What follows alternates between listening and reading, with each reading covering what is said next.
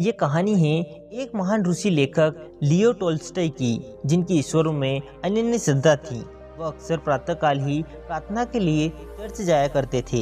एक दिन वह यह सोचकर कुछ जल्दी चर्च के लिए निकल गए कि आज शांत वातावरण में अच्छी तरह से प्रार्थना कर सकूंगा। वहां पहुंचने पर टोल्स्टॉय आश्चर्यचकित रह गए, क्योंकि एक व्यक्ति जो उनसे भी पहले आया हुआ था आंखें बंद करके प्रार्थना कर रहा था कि हे भगवान, मुझ पापी को क्षमा करिए। मैंने अपने जीवन में इतने पाप किए हैं कि उन्हें कहने में भी मुझे लज्जा आ रही है। लेकिन हे प्रभु, आप तो सब कुछ जानते हैं, सर्वज्ञाता हैं।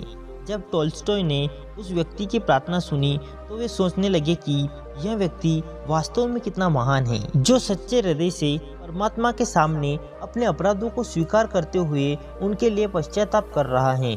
आज यदि किसी व्यक्ति को कुछ भी कह दिया जाए तो वह गुस्से में लाल हो जाता है और मारने को दौड़ता है, और एक यह इंसान है जो अपने आप को ही अपराधी मान रहा है और अपने अपराधों को स्वीकार कर रहा है। जब टोल्स्टॉय उस व्यक्ति को देखने की इच्छा से उसके पास गए तो वह उसे पहचान गए। वह उसी नगर का एक धनी और प्रसिद्ध व्यक्ति था। जैसे ही उसने प्रार्थना करके अपनी आंखें खोली तो उसने टोल्स्टॉय को सामने खड़ा देखा। उन्हें देखते ही वह घबरा कर कहने लगा, महाशय, कहीं आपने मेरी प्रार्थना तो नहीं सुन ली है? टोल्स्टॉय ने सहज ही उत्तर दिया, जी हाँ, और आपकी ईश्वर की निष्ठा और सच्चाई को देखकर मुझे बड़ी प्रसन्नता हुई। आज तक मैंने किसी भी व्यक्ति को इस तरह से अपने ही अपराधों को स्वीकार करते हुए नहीं देखा था। उनकी बात सुनकर वह व्यक्ति नाराजगी जाहिर करते हुए बोला, वह बातें सिर्फ मेरे और ईश्वर के बीच की थी। मेरी उन्हें किसी अन्य व्यक्ति को सुनाने की इच्छा नहीं थी।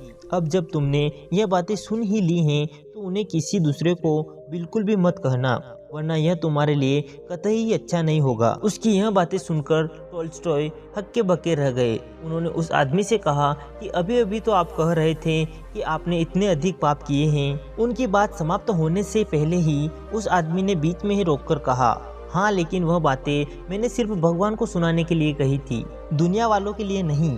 इतना कहकर वह व्यक्ति वहां से चला गया। टोल्स्टॉय उसकी बातें सुनकर स्तब्ध रह गए। वे सोचने लगे, ये दुनिया भी कितनी विचित्र है ना, जहां इंसान दूसरों से डरता है लेकिन भगवान से नहीं। लोग ईश्वर को भी बस एक ऐसी सत्ता समझते हैं जो थोड़ी सी चापलूसी से खुश होकर उनके हर अपराध को क्षमा कर देगा, पर वह यह नहीं जानते कि जो दुनिया के सामने अपनी सच्चाई प्रकट नहीं कर सकता है, वह भगवान के सामने कैसे सच्चा बन पाएगा। जॉर्ज बोकले ने बहुत ही खूब कहा है, हर कोई सच के बारे में बात करता है, लेकिन कुछ लोग ही ऐसे हैं जो सच पर अटल रहते हैं।